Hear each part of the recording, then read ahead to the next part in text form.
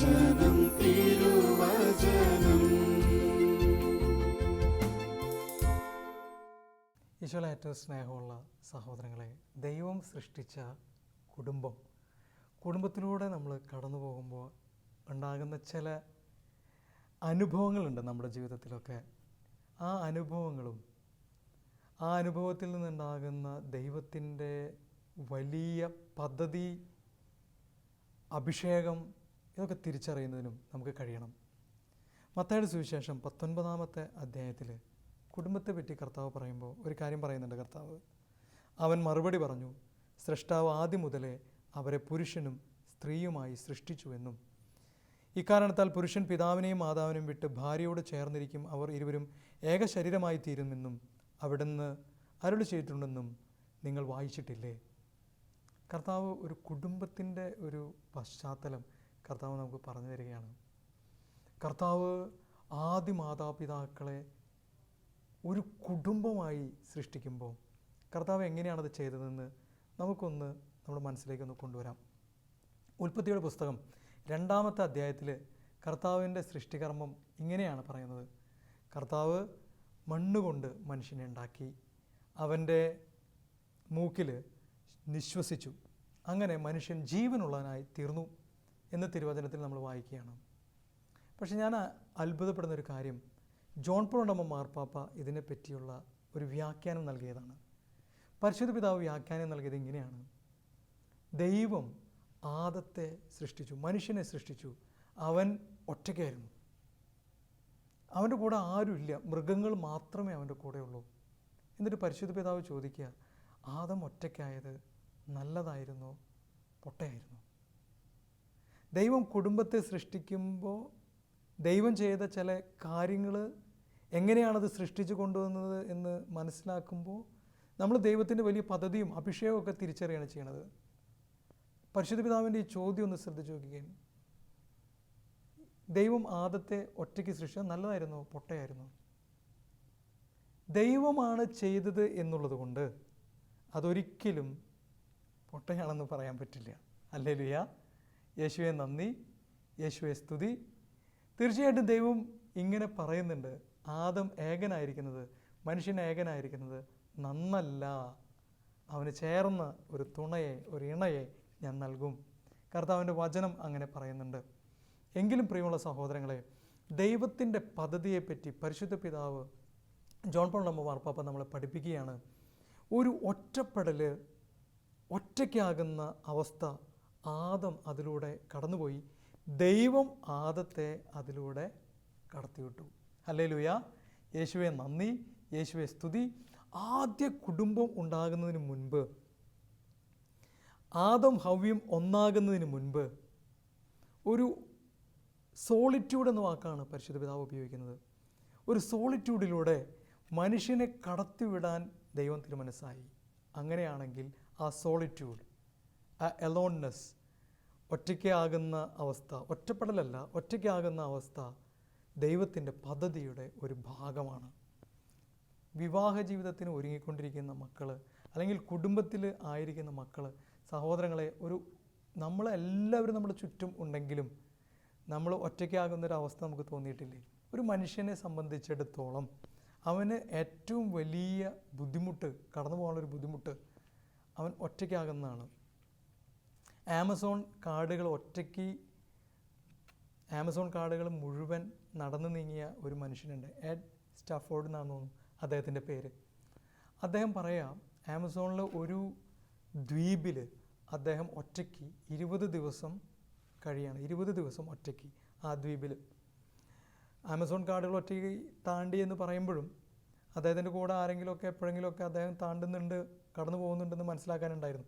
20 ദിവസം ഈ ദ്വീപിൽ ആരുമില്ല, അദ്ദേഹം ദ്വീപിൽ ഒറ്റയ്ക്ക് 20 ദിവസം. നല്ല ടെൻറ്റ്, നല്ല ഭക്ഷണം, എല്ലാ കാര്യങ്ങളും അദ്ദേഹത്തിന് അവിടെ ഉണ്ട്. അദ്ദേഹം ഇങ്ങനെ പറയാം, ആ ദ്വീപിൽ 20 ദിവസം കഴിയുമ്പോൾ, ഓരോ ദിവസം കഴിഞ്ഞ് അങ്ങനെ പോകുമ്പോൾ അദ്ദേഹം ഇങ്ങനെ സൂര്യൻ അസ്തമിക്കുന്നതും ഉദിക്കുന്നതൊക്കെ ഇങ്ങനെ നോക്കിയിട്ട് അദ്ദേഹം പറയുമായിരുന്നു, ആർക്ക് വേണ്ടിയിട്ടാണ് ഈ സൂര്യൻ ഉദിക്കുന്നത്, ആർക്ക് വേണ്ടിയിട്ടാണ് ഈ സൂര്യൻ അസ്തമിക്കുന്നത്? ഈ ഭംഗി, മനോഹാരിത, ഇത്രയും ഭംഗി ഇത് ആർക്ക് വേണ്ടിയിട്ടാണ്? ആരോടും പങ്കുവയ്ക്കാനില്ല, ആരോടും ഷെയർ ചെയ്യാനില്ല. അപ്പോൾ ശരിക്കും ഒരു മനുഷ്യൻ അവൻ്റെ അന്തരാത്മാവിലേക്ക് ഇറങ്ങിച്ചെല്ലുന്ന സമയമാണ് അവൻ ഒറ്റപ്പെട്ടു പോകുന്ന സമയം.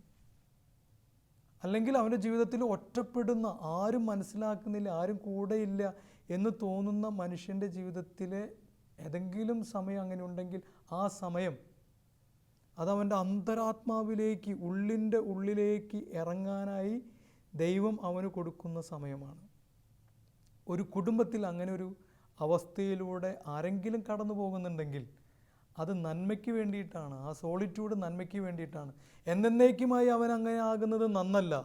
കർത്താവ് വചനത്തിലൂടെ പറഞ്ഞതുപോലെ ആദം ഏകനായിരിക്കുന്നത് നന്നല്ല. ശരിയാണ്, അങ്ങനെ എന്നേക്കുമായി പോകുന്നത് നന്നല്ല.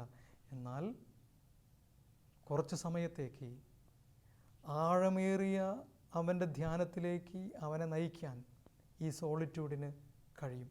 അവൻ ആരാണെന്ന് തിരിച്ചറിയാൻ, അവൻ്റെ ഉള്ളിൽ അവൻ എന്തിനു വേണ്ടിയാണ് സൃഷ്ടിക്കപ്പെട്ടത് എന്ന് തിരിച്ചറിയാൻ, അവന് ഒരു സമൂഹമുണ്ട്, ഒരു കുടുംബമുണ്ട്, അതവന് വേണം.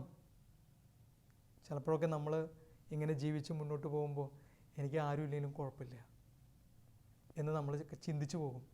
പക്ഷേ അങ്ങനെ ഒരാൾ നമ്മുടെ ജീവിതത്തിൽ നിന്ന് നഷ്ടപ്പെട്ടു പോകുമ്പോൾ അതിൻ്റെ വിടവ്, അതിൻ്റെ വേദന ഒരുപക്ഷെ നമ്മൾ തിരിച്ചറിയും. കാരണം നമ്മുടെ ഉള്ളിൽ അന്തരാത്മാവിൽ ഒറ്റപ്പെട്ടു പോകുന്നതാണ് ഏറ്റവും വലിയ വേദന.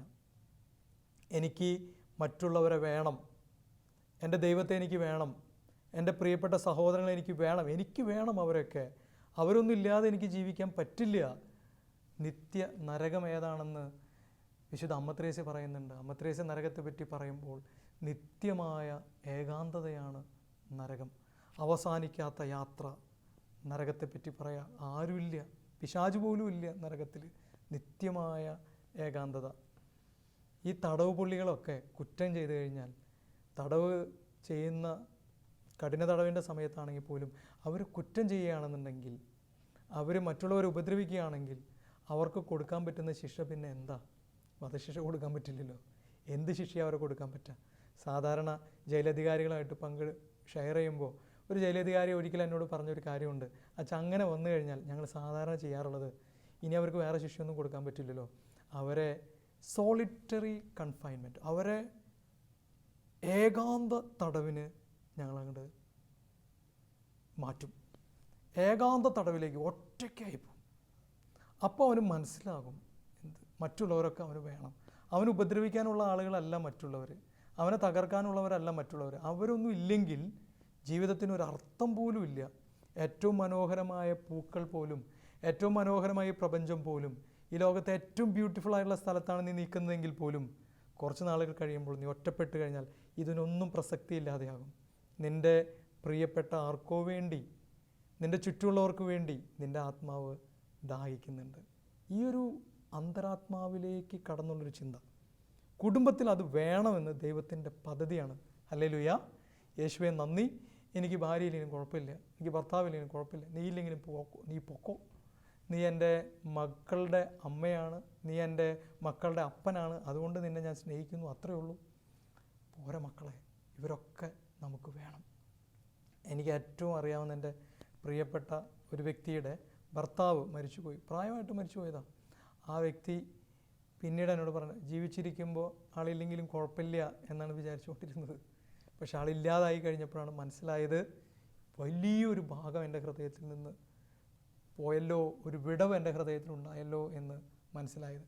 അന്തരാത്മാവിൽ നമ്മൾ തിരിച്ചറിയണം, മനുഷ്യൻ സൃഷ്ടിക്കപ്പെട്ടത് ഒറ്റപ്പെടാൻ വേണ്ടിയിട്ടല്ല. പക്ഷെ ഒറ്റപ്പെടൽ അവന് വേണം, അവൻ്റെ ജീവിതയാത്രയിൽ അത് വേണം, അത് കൂടിയേ തീരൂ.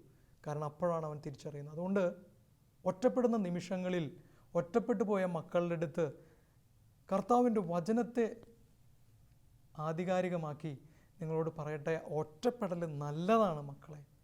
ഒരു സോളിറ്റ്യൂഡ് നമ്മുടെ ജീവിതത്തിൽ വരുന്ന, അലോൺനെസ് നമ്മുടെ ജീവിതത്തിലേക്ക് വരുന്നത് നല്ലതാണ്.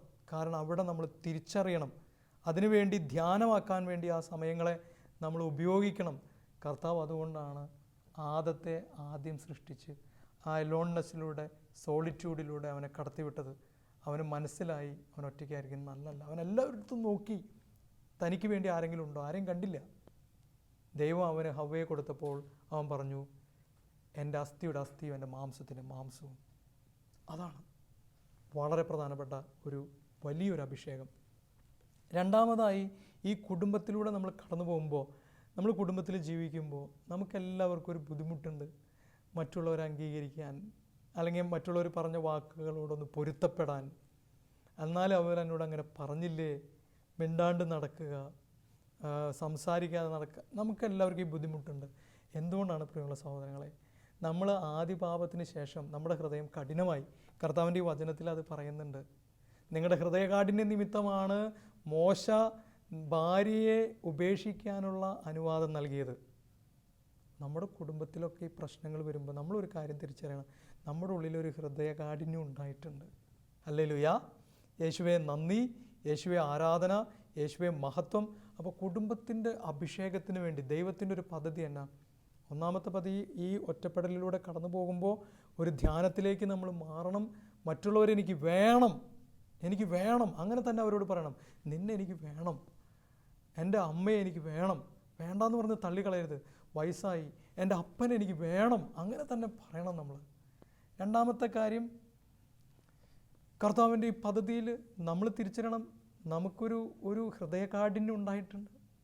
കർത്താവിൻ്റെ വചനം പറയുന്നില്ലേ, യെശയ്യായുടെ പ്രവചനം ഉദ്ധരിച്ചുകൊണ്ട് നമ്മുടെ കർത്താവ് പറയാം, അവർ കണ്ടിട്ടും കാണാതിരിക്കുന്നതിനും കേട്ടിട്ടും ഗ്രഹിക്കാതിരിക്കുന്നതിനും ഹൃദയം കൊണ്ട് അനുഭവിക്കാതിരിക്കുന്നതിനും വേണ്ടി അവരുടെ ഹൃദയം അവർ കഠിനമാക്കിയിരിക്കുകയാണ്.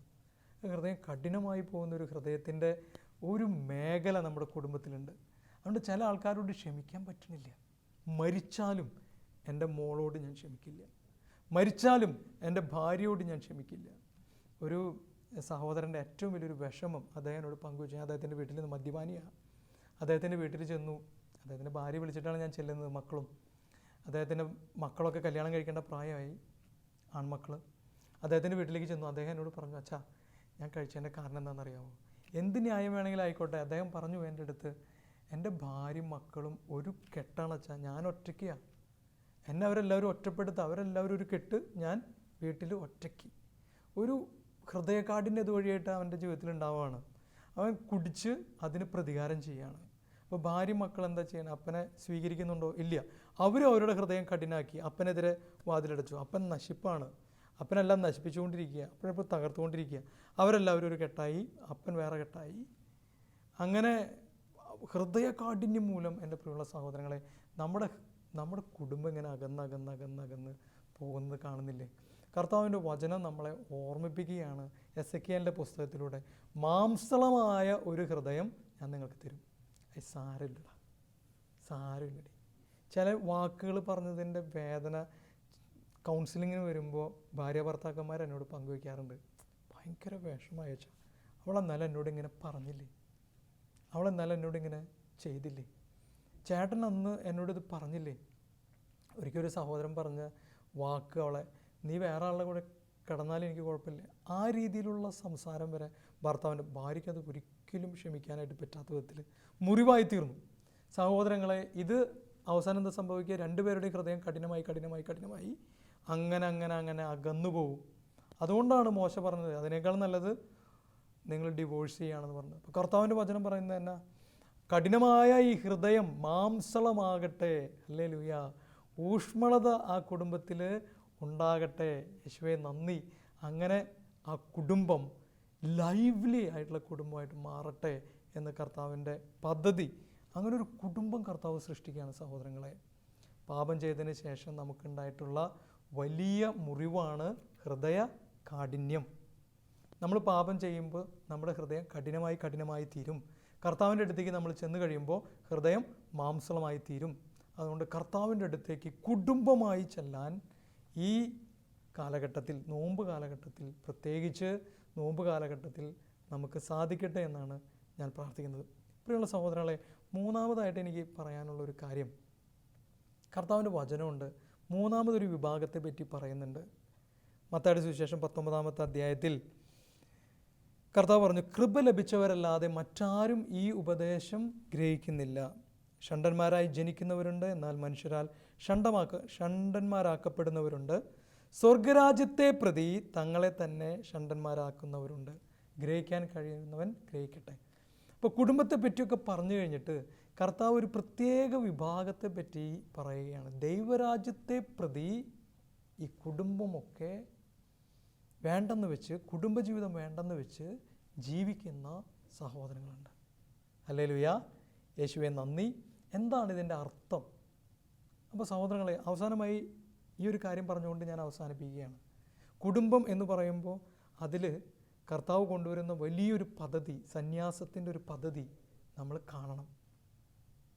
പുരോഹിതന്മാരും സിസ്റ്റേഴ്സും സന്യാസിനികളും ഒക്കെ കർത്താവിൻ്റെ പദ്ധതിയുടെ ഭാഗമാണ്. ഇത് മനസ്സിലാക്കുന്നത് എങ്ങനെയാണെന്ന് അറിയാമോ പ്രിയമുള്ളവരെ? കർത്താവിൻ്റെ വചനം നമ്മളെ പറയാം. വിവാഹം എന്ന് പറഞ്ഞാൽ സ്വർഗരാജ്യത്തിൽ വെച്ച് വേറൊരു വിവാഹം ഇല്ല.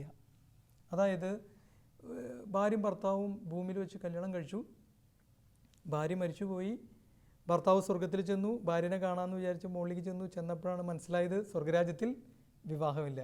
ഇയാളെൻ്റെ ഭാര്യയാണ്, ഇയാളെൻ്റെ ഭർത്താവാണെന്ന് സ്വർഗരാജ്യത്തിൽ ആരെയും നോക്കി നമുക്ക് പറയാനായി പറ്റില്ല. അപ്പോൾ കുടുംബം, വിവാഹം ഈ ഭൂമിയിൽ കർത്താവ് നൽകുന്ന ഒരടയാളമാണ്. ഹല്ലേലൂയ, യേശുവേ നന്ദി.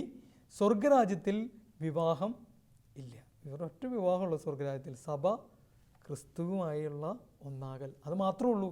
അതിൻ്റെ ഇടയിൽ വേറെ വിവാഹമില്ല. സ്വർഗത്തിൽ നിങ്ങൾ വിവാഹം കഴിക്കുകയോ കഴിച്ചു കൊടുക്കുകയോ ഇല്ല എന്ന് ദൈവത്തിൻ്റെ വചനം നമ്മളെ ഓർമ്മിപ്പിക്കുകയാണ്. അപ്പോൾ വിവാഹം ഒരു കർത്താവിൻ്റെ പദ്ധതി അനുസരിച്ച് ഒരു സിംബലാണ്.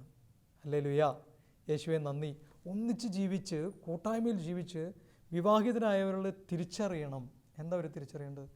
ദൈവം എത്ര വലിയ കൂട്ടായ്മയാണെന്ന്. അതിനു വേണ്ടിയിട്ടാണ് ഭൂമിയിൽ വിവാഹം ഉള്ളത്.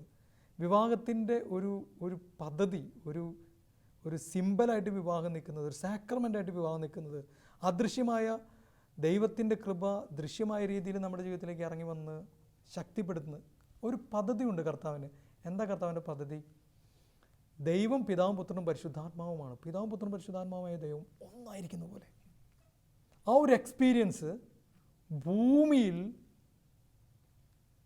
ദമ്പതികൾ അനുഭവിക്കുന്നു. അവർ ഒന്നായിരിക്കുന്നു, കുടുംബം ഒന്നായിരിക്കുന്നു. ഹല്ലേലൂയ, യേശുവേ നന്ദി. ആ ഒരു അനുഭവം കുടുംബത്തിനുണ്ടാവണം. പിതാവും പുത്രനും പരിശുദ്ധാത്മാവും ഒന്നായിരിക്കുന്ന പോലുള്ള അനുഭവം. അതിനുവേണ്ടിയാണ് ഭൂമിയിൽ വിവാഹമുള്ളത് സഹോദരങ്ങളെ. സ്വർഗത്തിൽ വിവാഹം ഇല്ലാത്തത് എന്തുകൊണ്ടാണ്? സ്വർഗത്തിൽ നമ്മളെല്ലാവരും ക്രിസ്തുവിൽ ഒന്നായി തീരുകയാണ്. വേറെ അനുഭവമൊന്നും വേണ്ട. ക്രിസ്തുവുമായി നമ്മൾ പൂർണ്ണമായി ഒന്നാവുകയാണ്.